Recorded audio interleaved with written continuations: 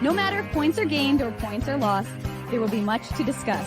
For analysis regarding tonight's Winnipeg Jets game, here are Dave Manouk, Ezra Ginsburg, and your host, Drew Mindell. The Illegal Curve post-game show starts now. Good evening, Winnipeg. Good evening, Manitoba. For all those joining us live this evening on our YouTube channel and all of our social media platforms, we say good evening, universe, and welcome to the Illegal Curve post-game show, where the Winnipeg Jets were served a very firm reminder about the margin of error that they have when competing against the upper echelon NHL best Vegas Golden Knights. That margin of error is very, very thin. Good evening to everyone. Good evening to Dave. Good evening to Ezra. I'm your host, boys? Drew Mindell, here for the next little while. Talk about the Jets' defeat tonight. The Vegas Golden Knights victorious on home ice, victorious in regulation, as we've basically come to expect from this team now, as they move to 10-0-1 on the season when it comes to their record. Tremendously impressive hockey team. You know, the Jets, in my estimation, at 5-on-5 didn't play all that poorly, but you just cannot afford the errors that they made because Vegas is so good and so quick at capitalizing. And for some reason, the Jets were dealt a reminder about that. For some reason, they didn't remember that from the various playoff series and the game earlier this year. The margin of error is just so thin. Nice to see both of you gentlemen on this Thursday night. How are things with Ezra? How are things with Dave?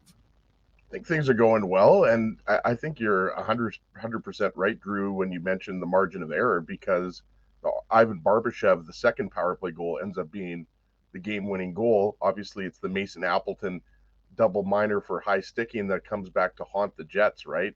But yeah, I mean, when you're talking about it, it's not like Vegas dominated possession. In fact, at 5-on-5, the Jets had the edge when it came to possession. So yeah, I mean, you like the fact that Kyle Connor, broke, what was it, 0 for 15, Dave? Something like that. Like it was 0 for 14 or 0 for 15. It was a long time since the Jets had a power play goal. So you liked it.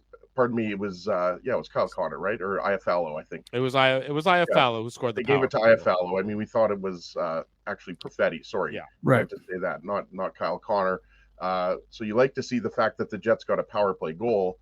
But earlier in the game, it really let them down. And I thought it took some momentum away from the Jets, right? So, yeah, I mean, I thought the Jets had a lot of trouble with the Vegas's rush speed. I mean, Vegas is a big, skilled, fast team, and they're without some regulars, right? Like Nick Hague, Zach Whitecloud. That's your third pair usually, and then they didn't have William Carrier and Nick Waugh, who are regulars on the fourth line with Keegan Colasar, right? So. It's not like those aren't the Jack Eichels and the Mark Stones and the Shea Theodores, but still, I mean, the Golden Knights are missing some regulars, right? So I think you really like Lowry, Appleton, and Niederreiter. I mean, Niederreiter is just a perfect fit on that third line, guys. That line, and obviously, Scott Arniel moved Mason Appleton up to the first line for Iafallo. I don't think anybody thinks that that's going to last very long, but yeah, I mean. That double minor when Vegas capitalized with 2 goals. I mean, the Jets were playing catch up the entire night.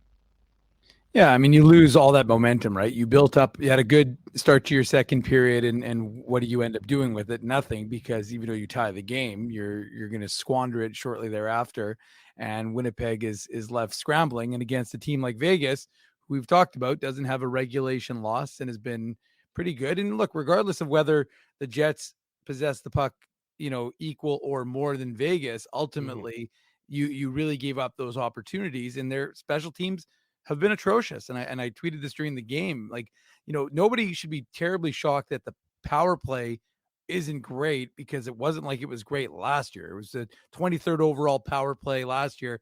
Right now, forgetting about tonight's game, it's 26. But the one that surprises me is their penalty kill. I was jokingly saying you need to free Saku Manalainen from the Swiss League, because they went from 7th overall in 82 games last year to 29th.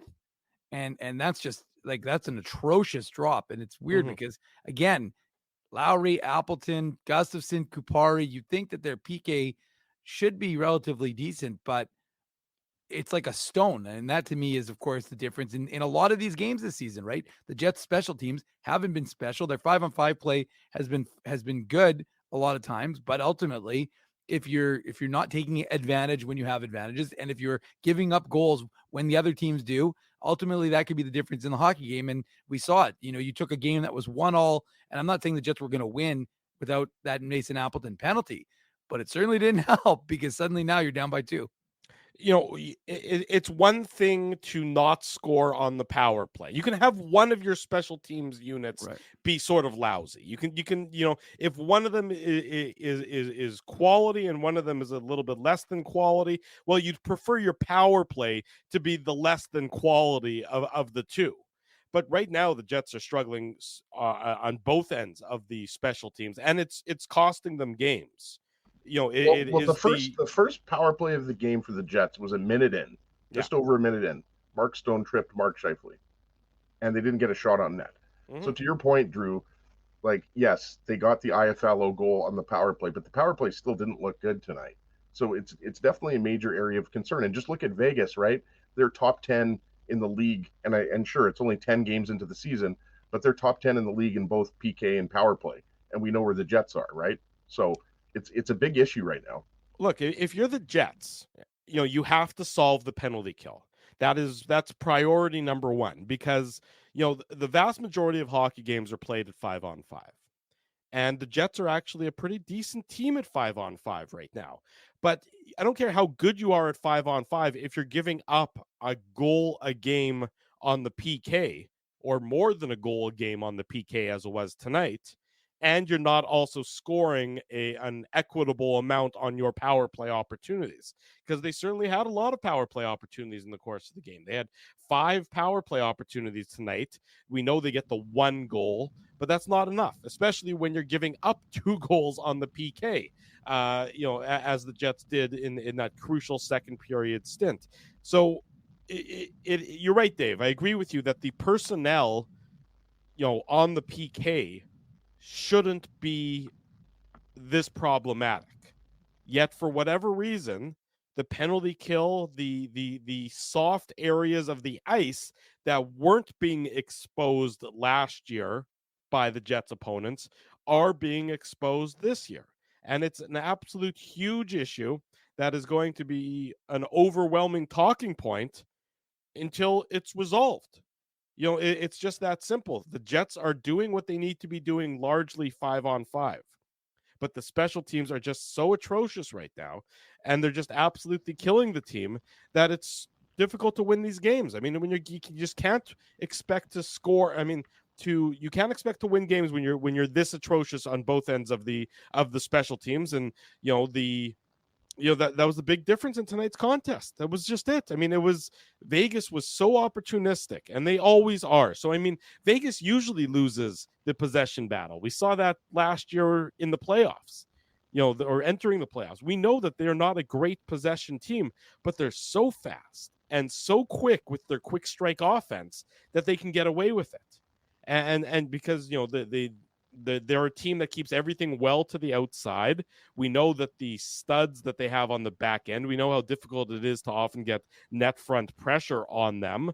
And the Jets, again, we're paid a good reminder tonight as to how you have to play against the Vegas Golden Knights, and how you cannot make any, what I'm going to describe as, mental errors. Because if you look at a large number of these Vegas goals, especially the ones on the ones early in the game, these are mental errors. These are bad line changes. I tweeted this out, that maybe the Jets shouldn't be trying to, and my tongue is firmly in cheek when I say this here, folks, but given the line changes tonight, and given how the Jets were scored on during, I mean, at least 2, maybe 3 line changes, maybe the Jets should adopt house league rules and only change on the whistle rather than on the fly. I mean, it was just, you that little sag. You can't do that against Vegas. You can't do that against the elite teams. And Vegas is certainly, they're the defending Stanley Cup champions, and they haven't lost in regulation. So to me, that's elite of the elite when it comes to this year so far in the NHL. Yeah, and the Rangers are also an elite team, even though I'm a Devils fan and I hate to say it, the Rangers are definitely an elite team, and the schedule is going to get a little bit easier here with the Coyotes coming up and the Blues coming up. But yeah, the goal you're talking about, well, at least one of the goals you're talking about is the first goal that Marchessault scored on the power play when Logan Thompson got the puck up, Mhm. the ice, and yeah, I mean, like this is not a game in which you would say that Vegas dominated the Jets at 5-on-5. We've clearly established that, and you take a bad penalty, and Vegas, you don't expect a team to necessarily score a couple goals on their double minor, but Jonathan Marchessault is the Jets killer, and the Jets, they struggled defensively again tonight. Like I thought, Dylan DeMello had a rough game, and you look at the Barbashev goal. That was the Vegas's fourth goal. That made it 4-2. Am I thinking of the right goal here? No, I'm thinking of the Marchessault goal that made it 4-2. And the puck hit Sandberg in front of the net. The 4-2 goal. Yeah, the 4-2 goal. We'll get into the Betway game recap, but I mean, Nikolai Ehlers, that's just he's just a step slow there. He's kind of in no man's land, and I'm not putting it strictly on Nikolai Ehlers, but that's an even strength goal, and that's a preventable goal.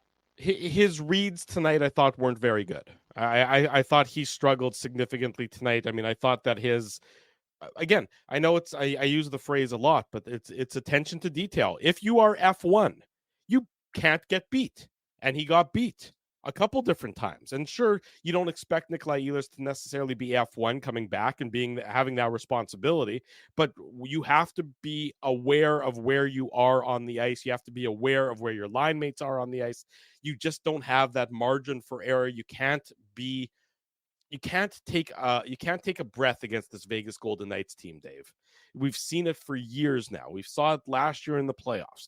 You think that you're in an opportunity where you can get off the ice easily, or you don't have to hustle at breakneck speed at all times, and just for that tiny little gap, that's when they jump on you. That's when they capitalize on it. They're a special hockey team in that I think that mentally they know that another team, their opponent, is going to make an error that they can capitalize on, and that's almost how they're built. They're just waiting for the other team to make an error, and the Jets made way too many errors tonight, and that's why the Vegas Golden Knights won 5-2. Well, they've won 16 games when it mattered. I mean, these guys are the defending Stanley Cup champions. You don't forget that. And again, they've beaten every other team in regulation with the exception of one. Mm-hmm. Right? They've been near perfect through 11 games. So, look, and they're not happy with the way they've played. Right? That's another thing that's worth noting. These guys are talking about. I mean, all the sound bites are about how we could clean up this element of our game. We could clean up this. So you're looking at a team that's upset with the way they're playing right now, and still, unbelievably positioned in the Pacific. So, look, Winnipeg has some challenges, and right now, when things aren't working and you're not gelling on the PP and your PK isn't working, well, then word to the wise, be a little more careful with your sticks and try to minimize the opportunities for the opposition, because right now it's just abysmal. And it's killing this team because, the 5-on-5 play, as we've already touched on throughout the preamble, has been good. So you need to figure it out. And look, with all due respect, there's no excuse, really. I mean, you've had a lot of time. We've talked about the schedule. The schedule has been easy. They've been taking, look, they skipped out on practicing. Maybe that wasn't such a good idea on Tuesday, so they could get to Vegas without the skate. And it's funny because we've talked about it. It hasn't been a particularly difficult schedule so far. So I'm not certain the opponents have. The opponents have been pretty difficult, but you're saying no, I think you mean in terms of the actual number of games played. I'm talking about, and also the games played in between games. I mean, guys, right. they played on Monday and then they didn't have another game till Thursday. I mean, that's a pretty good gap in which to A, recover, B, practice. And again, like I said, I don't think you need to practice 5-on-5, Ezzy. I think this team just needs to spend the entirety of these practices working on special teams, because that's what area is killing you. So that's where you need to focus on. And so, like I said, maybe you shouldn't have taken off that Tuesday skate. Maybe it would have been well served. I mean, they skated yesterday, but I believe they may have done their rookie dinner in Vegas on Tuesday night. That's why Gabe Velarde was there. We learned today from Scott Arniel he's not planning on skating while the team is on this road trip as he recovers from his sprained MCL. So, I mean, look, these guys relax, and I'm not blaming the loss on that. I'm just saying that the lack of work on the power play and the penalty kill is hurting this team right now. Yeah, look, it's that simple. Is that they're not executing special teams wise, and it's impacting the wins and losses and everything in the columns that truly matter come the end of the season. And the Jets tonight, as we know, 5-2 defeat in Vegas, where had they had some better special teams play, it very much could have changed the tenor of the game. Let's get into the goals. Let's get into the game itself. It's the Betway game recap. The Betway game recap. Big thanks to our friends at Betway for their continued sponsorship of the Illegal Curve post-game show. Drew Mandel, Dave Manouk, Ezra Ginsburg with you a few minutes before midnight. Betway is the sports betting app that puts you, the customer, at the forefront with a large selection of betting options and sports, as well as strong promotions and fair odds. What are you waiting for? Head on over to Betway and bet your way. The Golden Knights open the scoring in tonight's game. We mentioned the Jets failed to capitalize on the power play. They had a power play 46 seconds into the game with Jonathan Marchessault off for holding. Jets don't get a shot there. Wild William Karlsson gets his fourth of the year to open the scoring about 10 minutes later at the 10:45 mark of the first period. If it's an even strength goal, assisted Dorofayev and Hutton getting the Golden Knights on the board. The Jets are in a decent position here. Vegas is bringing the puck up the ice, and it's not what I would describe through the neutral zone as a dangerous opportunity. It doesn't look dangerous, but then the Jets just make some bad reads. And I mean, Nikolai Ehlers on this play, I don't like the read that he makes. And the Jets, I think it's Dylan DeMello. He gets beat wide by William Karlsson. It's a combination of Ehlers with a bad read. I don't love the read that DeMello has here. It turns into a 2-on-1 for Vegas, and Karlsson comes in and he makes no mistake beating Connor Hellebuck to give the Golden Knights the 1-0 lead halfway through the first period. It's the Perfetti Ehlers Nemesnikov line out there, and what ends up happening is Ehlers and Nemesnikov are a little bit slow getting back there. And yeah, I mean, it doesn't look like a very dangerous play. Mm-hmm. And then what ends up happening is it's just kind of slow defensive coverage. Like the Jets are just a little bit slow to react there. Josh Morrissey gets turned around a bit. And you mentioned Nick Ehlers. He doesn't pick up William Karlsson. But it's kind of just like the Jets were just a second slow there overall in how they were defending the Golden Knights rush there. You mentioned like Ben Hutton, he's in the lineup. Obviously, we talked about Whitecloud and Haig. Hutton's in for Haig. Pahal is in for Whitecloud. Whitecloud, I don't believe, has played yet this year. So, I mean, yeah, I just didn't like the defensive zone coverage at all, Drew. Mm-hmm. And I just thought that the Jets forwards got stuck a little bit deep in the Golden Knight zone. And then kind of Morrissey and DeMello just didn't communicate well. And Ehlers doesn't pick up Karlsson. So that's all it takes against the Golden Knights. Like you said, they're a very opportunistic team. When they're in transition, that's when they're at their most dangerous, Dave, and that's what we saw here. It does not take Vegas much. It does not take a significant brain fart for the puck to end up behind your respective goalie. Vegas is so good at capitalizing and just needs really a blink of an eye of an error, and that's what they got here from the Jets.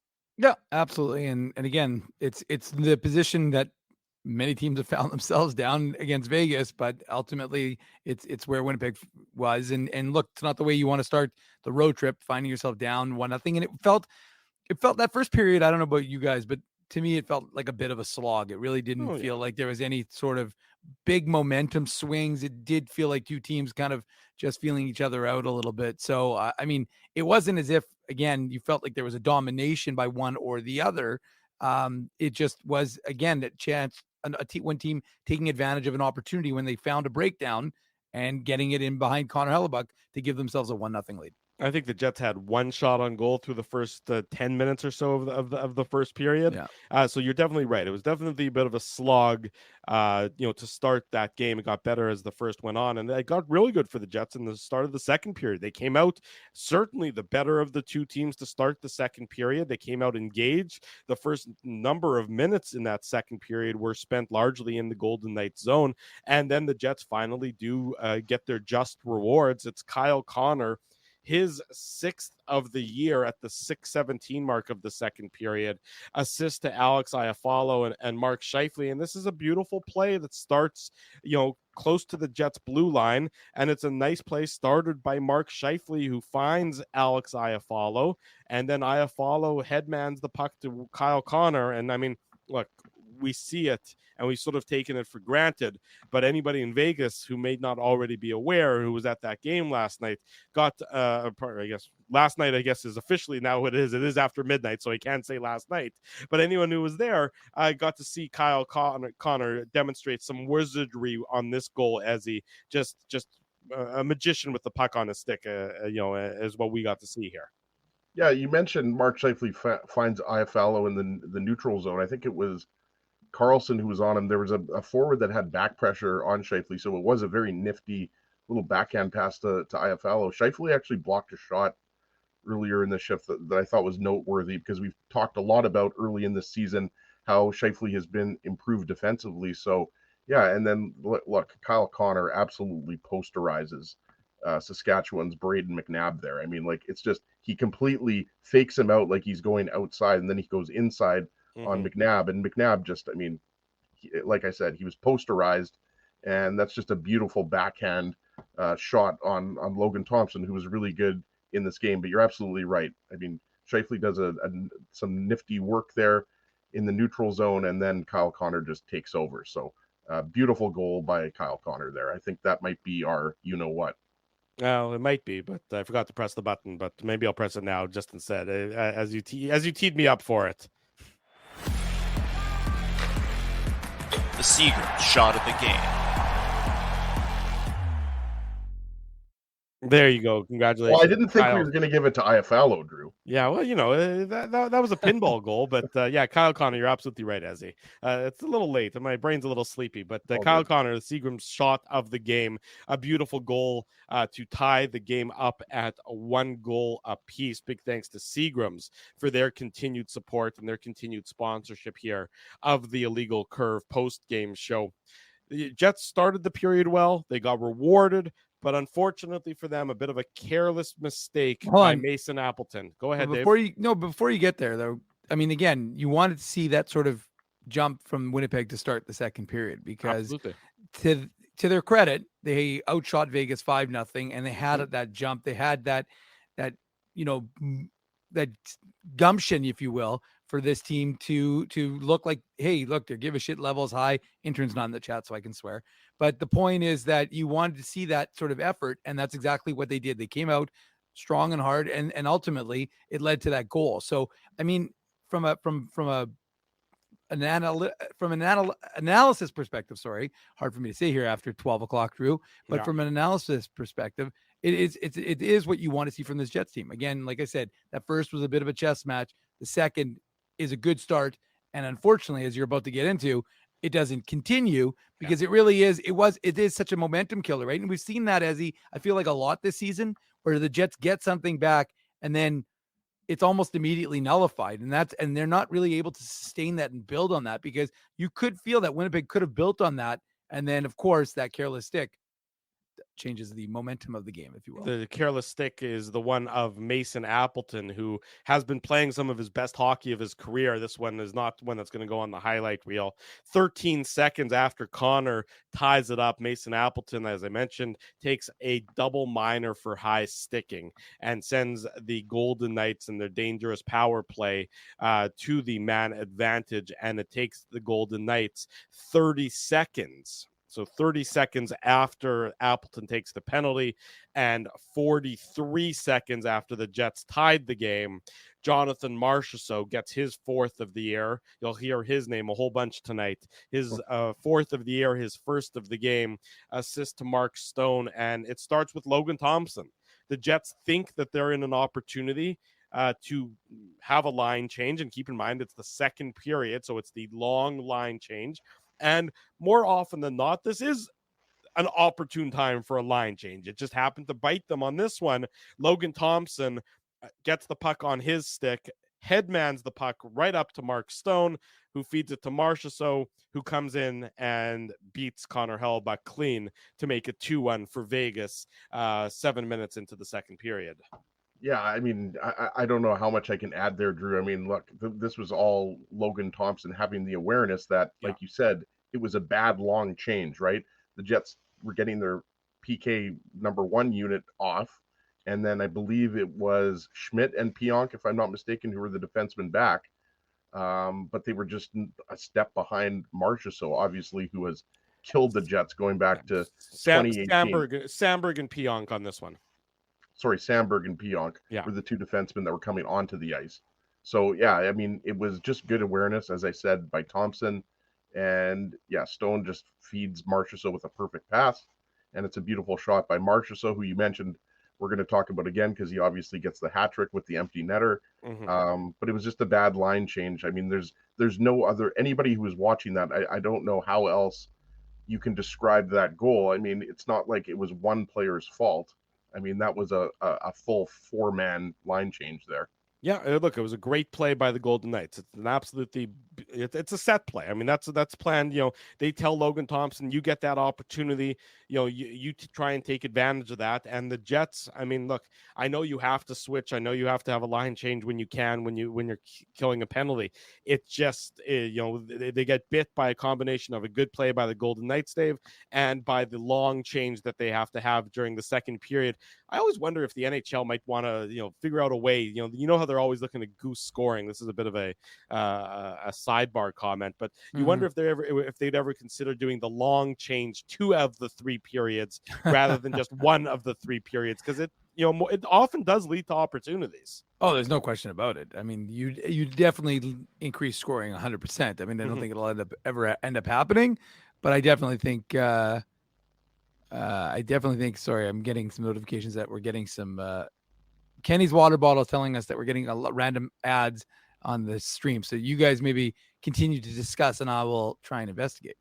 Okay, so there you go. Dave's going to try and figure that out. Gotta be a man I of just the people. think Kenny's probably downloading some things onto his computer that might be. No, I saw Phyllis. I saw Phyllis talking about it as well. Okay, so what do you mean by ads on the screen? What does that mean? I'm not certain, but the live stream their version of the live stream is getting interrupted with commercials, which means I assume just means we're just rolling in the dough is what all that means, is that we're just absolutely getting hundreds upon hundreds of dollars thrown our way for all these late night advertisements that are taking place. Nonetheless, 2-1 Golden Knights. The power play continues because it's a 4-minute one, so the first power play ends and the second one starts, and with 22 seconds still to go in the power play, the Golden Knights make it 3-1. Ivan Barbashev, as you were going to talk about this goal before, his 3rd of the season, assist to Alex Pietrangelo and William Karlsson.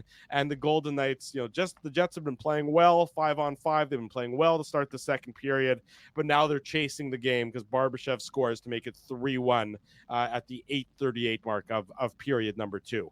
Well, there was also a bad line change on this one, right? And what ended up happening was same thing, right? Like the Jets are a little bit out of position, and I forget who it was coming onto the ice. Just looking at the replay here, it looks like it was Gustafsson. Not sure if you just mentioned that, Drew, but it looked like it was Gustafsson who was coming off the bench, and he was skating hard. Like he was trying to get into the play there, but again, the PK unit that was on before, they were tired, and you have to make your change, and you have to know when to do that. And like Drew said, I mean, when you have a long change situation, it doesn't really help. But yeah, this is a rebound off the Pietrangelo shot. Barbashev puts it in.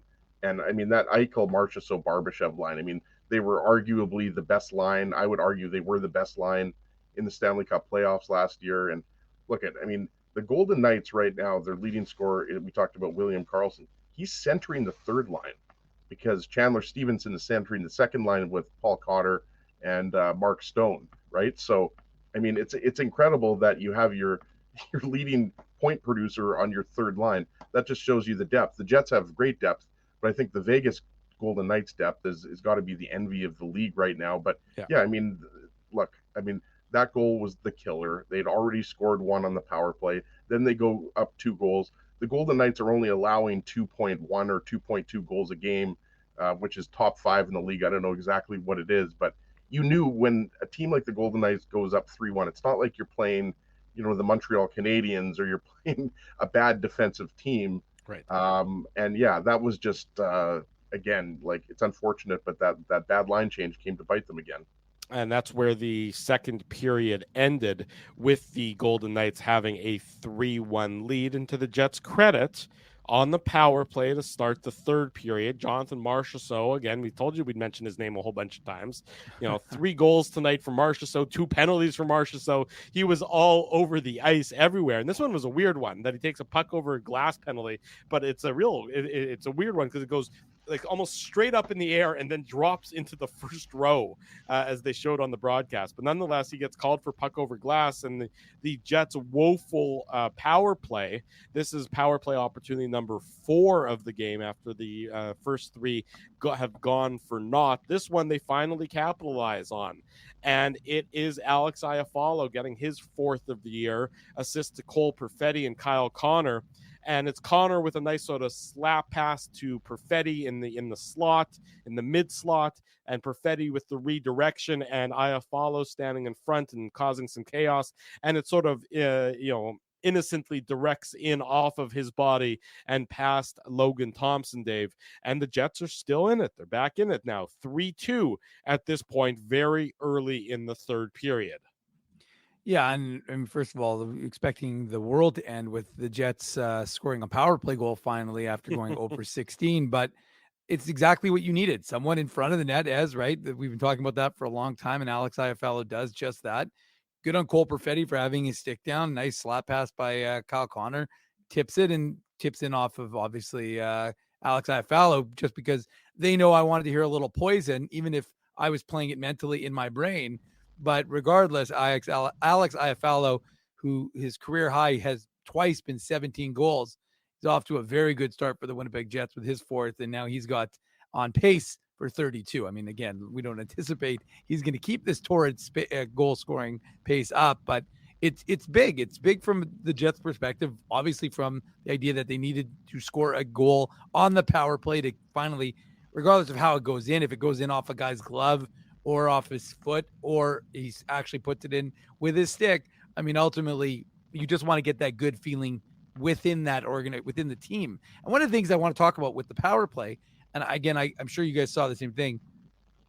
It's too long. They're still taking way too long, right? There was one power play, and I understand when you're cycling the puck that you don't want to give up the momentum. Yeah.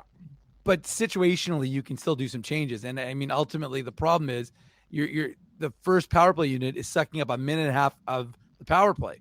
So the last 30 seconds is really ultimately almost nothing. They get one rush in maybe and one opportunity. So look, in this instance, you scored and you're feeling good because it's 3-2. And again, like I said, it's a situation where you can give your teams that momentum to try and get back into this game again against a very good Vegas team. I know this is a Jets Golden Knights post-game show. Did you guys see the score in the Vancouver San Jose game? Hey, congratulations to the San Jose Sharks. They broke the shutout we're getting a power play goal with about 3.5 minutes to play. They cut that Canucks lead from 10-0 to 10-1. So was it actually 10-1? Like, what is this? Is this 1987? Well, they're terrible. 10-1, and that was they didn't win a game in October. It was a home game for San They're Jose. They're the opposite of Vegas. I think they had one overtime loss or shootout loss or something like that. They haven't won a game in regulation. They're terrible. A few things in that game. They haven't won a game. Period. They're sorry. That's what I meant. Sorry. No, they've got what do they have? 1 point, I think, because they have one point. They have one overtime defeat. Yeah, Macklin Celebrini is going to look great in a Sharks uniform. Well, the funny part is the chat started off today's show saying, "Can the Jets just play San Jose, please?" Do we remember what happened last year when the San Jose sucked and the Jets played them? Well, I mean, remember later with, in the year? with all due It was a dark respect, night. Drew, I suspect that that San Jose Sharks team looks like Stanley Cup champs compared to this one. It's going to be a very, very, very long year in San Jose. I wanted to but mention one thing about that. Quinn Hughes had 5 points in that game. There were 8 different goal scorers, first of all. Wow. So it's not like it's not like Pettersson got 4 and Besser got 3. I think Besser maybe got 2. The other thing is the Canucks went 4 for 5 on the power play. So maybe Scott Arniel, Marty Johnston, the coaching staff, they can just show the Jets what the Canucks did against the Sharks, scoring 4 power play goals. So pretty crazy. Everybody should listen to Poustain. He just the comments on the screen. I'll read it for the people in the podcast. He missed the game today. He was at Rumors tonight watching the hilarious Brian Simpson. Poustain would recommend catching him this weekend. 2 shows Friday, 2 shows Saturday. So everyone listen to Poustain. And am I just saying That's what we always say. I mean, he's right about Rumors, but Poustain's usually right about everything. Never ignore Poustain. There you go. Exactly. Whether it's in your underwear, Ezzy, or if it's on the screen. 3-2 for the Jets after the Iafallo goal. And again, the good tidings do not last as long as they should. Marchessault, and this one's sort of a tough one. I mean, Dylan Sandberg, this is going to be the one that blame Mike McIntyre. Yeah, well, it's an even strength goal. So the Dylan Sandberg's record or streak of not being on the ice for a goal against an even strength lasts almost 10 games for the Jets. Marchessault gets his 5th of the year assist to Barbashev and Pietrangelo. And Sandberg makes a nice play. He knocks down the puck. And then just sort of the way his momentum was carrying him means the puck is just sort of sitting there in the slot. He's not able to recover. And Marchessault is coming downhill with a strong head of steam. And he wires it past Connor Hellebuck. And it's 4-2. Just when the Jets are crawling back and getting close, they can't. Vegas scores again. And in this one, it's the 4-2 goal. And that is sort of, you felt like the killer for the Winnipeg Jets at this point in time, Dave. Yeah, no, I mean, it definitely was. And again, I do blame Mike McIntyre because he brought it up today in the pregame media availability with associate coach Scott Arniel, because, of course, Elliot Friedman and his 32 Thoughts, which was available in the afternoon links, if you happen to be on a little site called illegalcurve.com, he mentioned that Dylan Sandberg was one of 3 players who in over 100 minutes of ice time this season had not been scored against 5-on-5. So technically it's Elliot Friedman's fault for mentioning it. It's also Mike McIntyre's fault for bringing it up today. Not Dylan Sandberg's fault because he gets absolved of all responsibility based on these guys breaking the jinx, or bringing the jinx, I should say. So that streak ends, but that's a nice thing, for a nice feather in his cap to know that he hadn't been scored on until, of course, game 10 of the season for the Winnipeg Jets. And you're right, Drew, that was a backbreaker. That was one where this Vegas team felt like, okay. And, I will credit Vegas because when they were up, it's unbelievable to me how they don't sit back. They don't. Like, we've seen so many teams that would protect that lead, would be like, okay, we're up 4-2. We're going to sit back and we're going to just, go into a prevent situation. And Vegas, they kept pushing. They kept pushing the Jets late. I mean, it was like, I think there was like 4:30 left in the third period. They're protecting a 2-goal lead. And their philosophy, obviously, for protection is offense, because they were in the Jets zone they cycled it for at least 45 seconds to a minute. And you're like, which team right now is trying to score goals? Because it looked like Vegas, even though they had the 2-goal lead. You know what stood out to me? Like Drew mentioned it, then I also mentioned it, like the transition, obviously Vegas does a lot of damage. What I always notice about Vegas, and obviously this is not, I'm not the only person. When you're talking about Shea Theodore, Alex Pietrangelo, Braden McNabb, Alec Martinez, they're big. They move the puck so quickly out of their zone.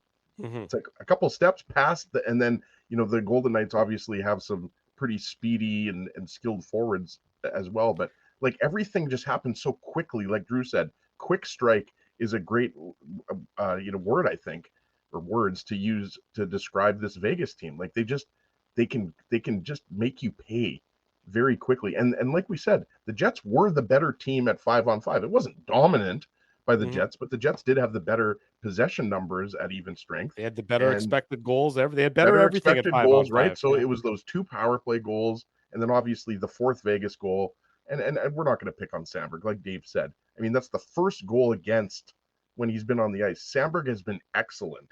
Mm-hmm. I don't know, based on this game, if there's any change against Arizona. I wouldn't be surprised if Laurent Brossoit goes in, because he's only played one game this year, right? So I think that's something we could probably talk about on Saturday morning show. I wouldn't be surprised if Brossoit goes in, and I wonder, I'm not saying that he will go in, but I wonder if the Jets do, consider putting Declan Chisholm in. Well, he hasn't played yet this year. I mean, I'd like to see, and again, something we'll talk about Saturday morning on the Illegal Curve Hockey Show, 9 a.m. back here on our YouTube channel. If anything, sorry, Drew, just one more thing. If anything, just to kind of, give the team a little bit of a spark on the back end. And I'm not saying, I know a lot of people, will assume it's Nate Schmidt, and it could be Nate Schmidt who comes out if Declan Chisholm goes in. But I mean, you might as well get him into a game on this road trip. Like, as soon as Ville Heinola comes back, Dave, I mean, there is going to be even more of a logjam on the back end. Like, what are you going to do there, right? Like, you can't carry three defensemen. So, I mean, it could be a guy like Declan Chisholm who's the odd man out. But then that also brings up the question of, would the Jets place him on waivers? And I don't think they would. I think they would prefer to move Logan Stanley. Yeah, it's something to keep an eye on. Same with Dylan Sandberg's ice time, lowest among all the Jets defensemen in tonight's game, and I think he's ready for an increased role when it comes to the minutes he plays and maybe the competition he faces. I don't think he needs to be as sheltered as he has been thus far throughout his NHL career. I think he's ready to take another step when it comes to his role with this Winnipeg Jets team, because the status quo is just not good enough. And I think I'd like to see how much more Dylan Sandberg can squeeze out of his game and what that impact would have on the rest of the Winnipeg Jets. Jonathan Marchessault gets the hat trick. He wraps it up by putting it into an empty net with 2:52 to play. That makes it 5-2. That's how the game ended. No joy in Mudville for fans of the Winnipeg Jets. They're on the plane to Tempe, Arizona tonight. They're going to be practicing tomorrow in Tempe, if I'm not mistaken. All the coverage of that on illegalcurve.com.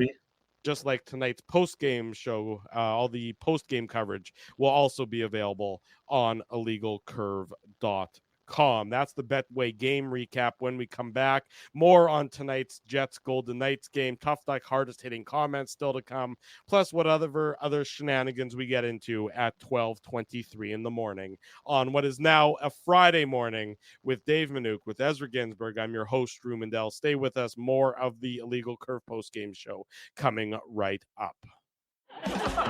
Your coworkers love you because you always make them laugh. You're the life of the party with stories that have them rolling on the floor. Or maybe you're just the quiet one in the corner with the one-liners that just slay. Do you have what it takes to become Winnipeg's funniest person with a day job? Try your luck. Hit the stage at Rumors Comedy Club, and you could be walking away with $1,000 cash. Winnipeg's funniest person with a day job. Presented by Rumors. For all the details, head to rumorscomedyclub.com. So you're a pizza person, you married a wing person, but somehow your kids are salad people.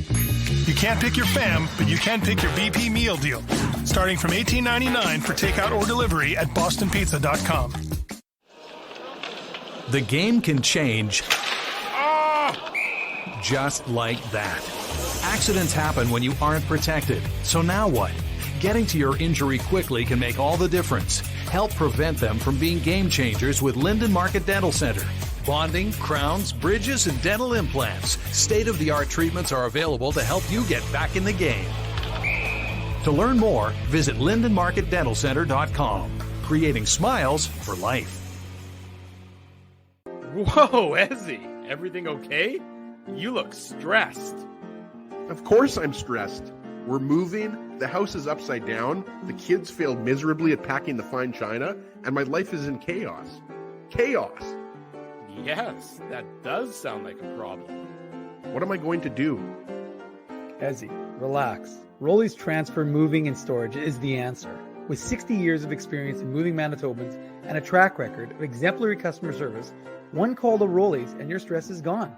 No job is too big or too small. Just visit Rollies.com and they will take it from there. Thanks, Dave, and thank you, Rollies Transfer Moving and Storage, online at Rollies.com. Boston Pizza harnessed analytics to test if the game is better at home or at Boston Pizza. The results are irrefutable. Catch the game at Boston Pizza, powered by Fanalytics. Are you dreaming of your very own backyard rink this winter, but dreading the work involved? Well, stress no longer, because the Rink Guys are here to make it happen. The Rink Guys are Winnipeg's first outdoor skating rink installation and rink maintenance service. The Rink Guys offer free site evaluations and different rink construction options. Plus, they use a custom-sized liner to prevent any damage to your lawn. Lighting packages are also available to help illuminate your rink during those long, dark winter nights. To get your rink started today, visit therinkguys.com.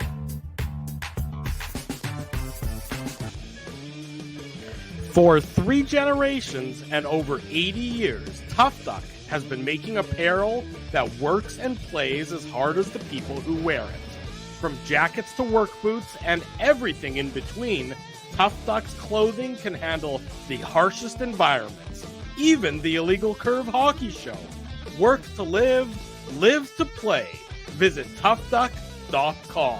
Shortly before 12:30 in the morning, welcome back to the Illegal Curve post-game show. Drew Mandel, Dave Manouk, Ezra Ginsburg with you again Saturday morning, 9 a.m., the Illegal Curve Illegal Curve hockey show back here on our YouTube channel. And then the Illegal Curve post-game show that afternoon.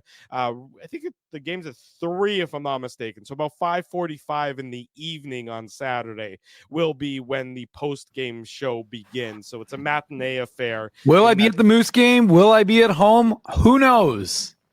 Who knows? Wait and see. Will I be at the Moose game? Will I be at your home? That's a good question, Ezzy. Ezzy, we just assume you're always going to be somewhere near Dave's house at any opportunity possible. By the way, Poustain asked about the Moose tickets. I have 2 more left. We gave away the Saturday tickets. They're up against the Rockford Ice Hogs, but there is 2 more tickets, I believe, of the 4 we have for Sunday's game. So Poustain or anybody else wants to go to the game, Poustain, you get first dibs. Not that I know Poustain's real name, but if Poustain wants to, send me an email, dave@illegalcurve.com, and you can go to the Moose game. There you go. Dave M is giving away Crazy Dave's ticket making machine left on as per usual. And Crazy Dave is definitely giving away those tickets accordingly. So like I said, post game show on Saturday afternoon. The Illegal Curve hockey show starts your day 9 a.m. We'll talk about the Jets defense and special teams and lines, and we'll see what they have in store at forward tomorrow, because we saw that switch between Iafallo and Appleton. I wonder when they maybe consider breaking up Scheifele and Connor.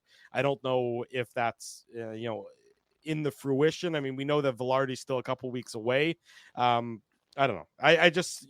They haven't been really that effective together without Velarde. When the 3 of them were there for that game and a bit, or 2 games and a bit, they were dominant. But so far, they haven't really found a great deal of success when it comes to just the 2 of them and player X on their right-hand side. So something to keep an eye on. Not that I expect the Jets to do anything too drastic between now and tomorrow's practice and then Saturday afternoon's game against the Coyotes, Mr. Ginsburg.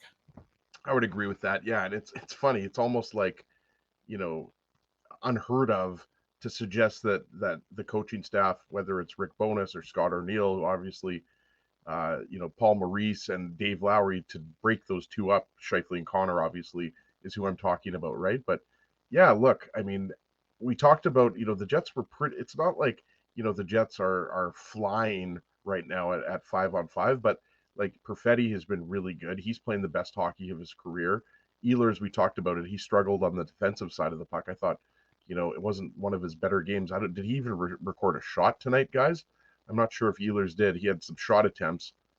But Ehlers had 2 shots on goal in tonight's game. There you go. I think that was in the 3rd period, if I'm not mistaken. So, yeah. I mean, I don't know. I mean, Appleton is better on the 3rd line, period. I mean, we don't have to go into that again. Mm-hmm. Lowry, Appleton, and Niederreiter has been a fantastic 3rd line. You know what? Iafallo right now should be on that top line.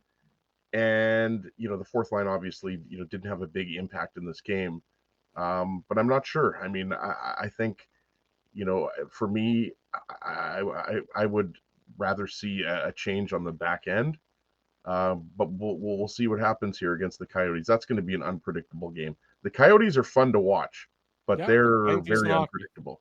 Yeah, the Coyotes are, they're not a pushover. They're 5-4-1 so far this year, and they score a lot and they give up a fair bit as well. So it'll be interesting, that game. Sort of a very much a team chaos sort of game, similar to what the Montreal Canadiens game was last Logan Saturday Cooley, night. look out for him. He's Logan really Cooley good. is a hell of a hockey player. He's fantastic, and the Coyotes are finally, some of that young talent is coming through, and well, who knows where they'll, it'll be a game worth watching at the very least. Coyotes might be, in the conversation at the end of the year for a wild card spot. Like, I don't think they're going to make the playoffs, but I mean, Nashville, St. Louis. I mean, Nashville and St. Louis are just not very good teams to me. Right. And so when you look at the Central Division, obviously, like, nobody expects Chicago to be in the playoff conversation come, February or March. But Arizona, like, look, they have a good goaltender. They've got a lot of good young talent. I mean, Sean Dursey, their defense I like better than last year. So again, I'm not saying the Coyotes are going to win the Stanley Cup. I'm just saying they're I think going to be a kind of borderline playoff team this year. I would say they're probably somewhere between 18th and probably 22nd in the NHL. They're certainly not a bottom 5 team like they have been for so many years recently, but nonetheless, that'll be Saturday afternoon, and then Saturday morning starts everything off. We'll wrap up tonight with the Tough Duck hardest hitting comments. The Tough Duck hardest hitting comment. Big thanks to our friends at Tough Duck for their sponsorship of the Illegal Curve post-game show, and of course their support with the Tough Duck hardest hitting comment. Now, a little behind the scenes information for you good folks that are still with us here at 12:33 in the morning. The way it works with the Tough Duck hardest hitting comment is Ezzy copies and pastes comment into our private chat, and then I can put it up on the screen because it's time stamped, so I can go back in the chat and I can find the comment and I can make sure that I get it up on the screen. The question I have for you, Mr. Ginsburg, is what time is on your computer? What does the time say on your computer right now? It's not. It's a new computer, so right now it says 3:41. That's what I thought, because you copy and pasted the comment and you pasted it in there and it says 3:37 p.m. and I'm like, where the hell am I going to find this comment that says it says it on yours, that like, it's not like it recalibrates for me to find it. Well, so Ezzy, why don't you read the Tough Duck? I apologize. I didn't. I honestly set this computer up tonight, and I just noticed that the time was off. But it's Beer League, who's a frequent guest in the chat of the IC post-game show. So it's Beer League. The comment is, if we capitalize on our power plays, that's a different game. Time to work on power play systems and whip out the blender. IFL doesn't work on that first line power play for me. I mean, JP Vigier, I thought, really broke the Jets power play down really well. Dave shared it on illegalcurve.com and our social media channels. Like, it's just too stagnant. There's not enough movement. There's not enough of that shot first mentality. So I agree with Beer League. Like, I mean, the Jets have way too many talented players, and we've been talking about this for years. Like, when you've got Mark Scheifele and Kyle Connor and Nick Ehlers and, Cole Perfetti and, the list goes on and on and on. You shouldn't be going 15 or 16 straight power plays without a goal. So Beer League, send me an email. I found the comment. There we go. Beer League. I was hoping Drew was just saying, if Ezzy said it was 3:37 and he told you the current time. That's what I was doing. I'm like, if two trains are departing from two different stations going on parallel tracks, what time will they cross? You could work it backwards. Yeah. Oh my God. I just got a flashback to studying for the LSAT, Dave. Yeah, we're going to give it to Beer League. So thank you for getting that comment up there. Send me an email, Ezra@illegalcurve.com, or you can slide into my DMs at ICSEG, and Tough Duck will ship out a toque. And Drew emailed me a couple winners earlier this week. I sent another winner. So I think we're all caught up now. We're 10 games into the season and we have 10 winners. We're all going to get their toque. So congrats to Beer League. We always appreciate you participating in the chat. There you go. Congratulations, as you said, to Beer League, who I'm sure will be in touch with Ezzy accordingly. Big thanks to all of you for joining us in the wee hours of this Friday morning now. Yes, David, what are you pointing at? Well, I was just going to say quickly, because we had a question from Steve with respect to Gabe Vilardi, and we talked about the update, given the fact that he's not expected to skate during this road trip. So October 17th is when he suffered the injury. It was, at the time, Rick Bowness said 4 to 6 weeks. So, I mean, you can extrapolate it out. It's still going to be a little ways away before you're seeing Gabe Vilardi back on the ice for the Jets. Speaking of Rick Bowness, though, Scott O'Neill did give an update on Rick and Judy Bowness, who obviously had that health issue, and he said that they were doing better. Didn't really expand on it, but he did say that they were doing better, which is That's good. And he said he's talking to the Jets head coach on a daily basis, getting some because remember when Rick Bowness had COVID last year, he was away from the team. He was apparently calling the team and giving them updates and telling them what to do. He says it's not as frequent right now, but he did say that they were doing better, which is a good thing to pass along, I thought. So just so folks know that that's a little bit of an update with respect to the Bowness family. Terrific. That's great to hear. That's what matters more than anything else, of course, is the health of Judy and Rick, and they'll take their time until he can get back behind the Jets bench. And we wish them all as we have from this in the entirety of this medical issue. Big thanks to all the sponsors of Illegal Curve who make the post-game show, the Saturday show, the website a possibility. Our friends at Rumors Restaurant and Comedy Club, Brian Simpson, as our good friend Mr. Stain said earlier, Brian Simpson, 2 shows Friday, 2 shows Saturday. Let's just call him we'll call him Mr. Stain now. I think that's better than calling him by his Mr. Plow name. Yeah. You know those books like the Mr. Happy, Mr. Sad, Mr. Ticklish?